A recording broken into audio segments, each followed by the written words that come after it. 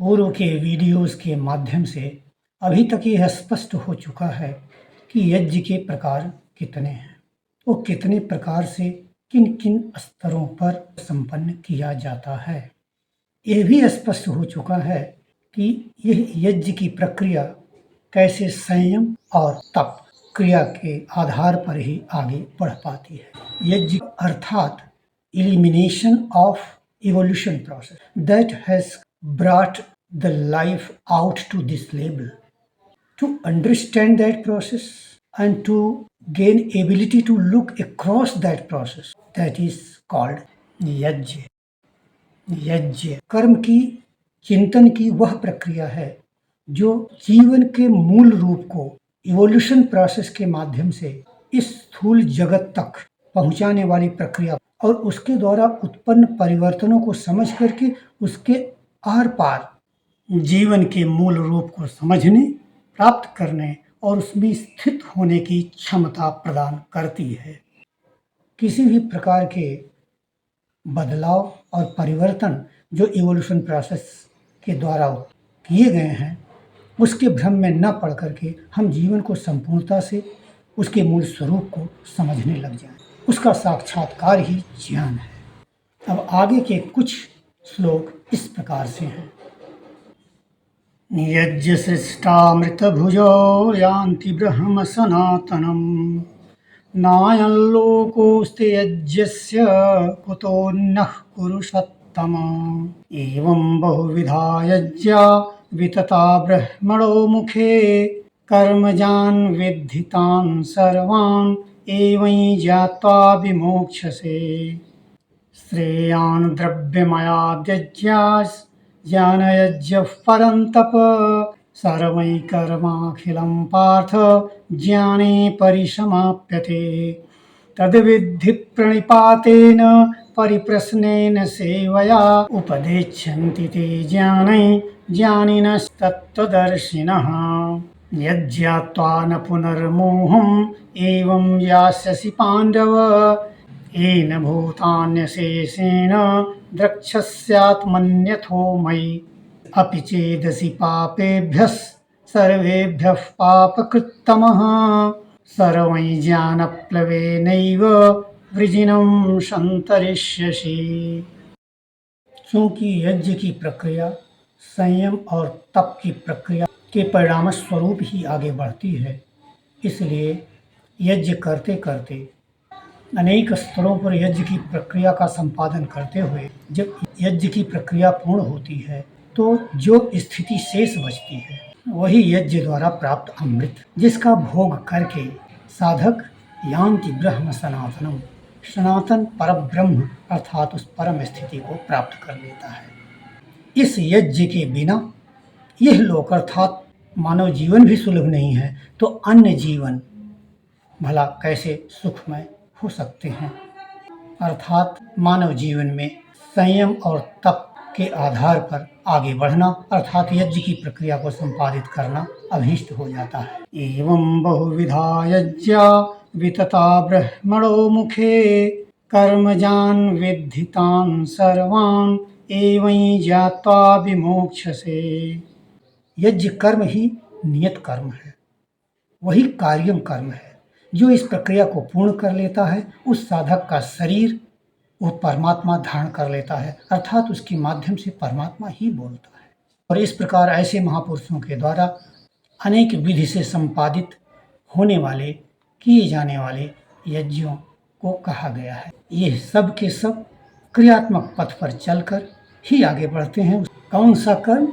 वही नियत कर्म जो इस स्थूल जगत तक की प्रक्रिया को इलिमिनेट कर देता है। Elimination of evolution process that leads to the ultimate form of life, source of life. और ऐसा जान करके हे अर्जुन, हे साधक, तू सभी कर्मों से, सभी प्रकार के अज्ञान से मुक्त हो जाएगा।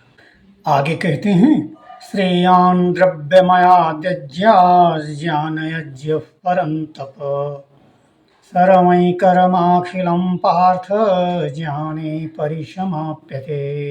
अर्थात इन सभी प्रकार के यज्ञों में द्रव्य यज्ञ से ज्ञान यज्ञ श्रेष्ठ है। द्रव्य यज्ञ क्या? यही कि सतपथ में आप द्रव्य लगाएं, साधु संतों की सेवा करें, उनके द्वारा जो कृपा प्राप्त हो जाए उसी पर खुश रहने की कोशिश करें। तो ये भिक्षान्न है, ये उनके द्वारा दी गई केवल कृपा की भिक्षा है। यह वस्तुतः अत्यल्प है। इसके तुलना में ज्ञान यज्ञ अपने से अपनी इंद्रियों को संयत करना, मन को नियमित करना, संयम करके और तप को आगे बढ़ाते हुए स्वतः उस ज्ञान को प्राप्त करना ज्ञान यज्ञ है। इसलिए द्रव्य यज्ञ से हमेशा ही ज्ञान यज्ञ श्रेष्ठ है, क्योंकि ज्ञान यज्ञ के पूर्ण होते ही सर्वं कर्माखिलम पार्थ, सभी प्रकार के कर्म, कार्यम कर्म, नियत कर्म करने की फिर आवश्यकता नहीं रह जाती। ज्ञाने परिसमाप्यते।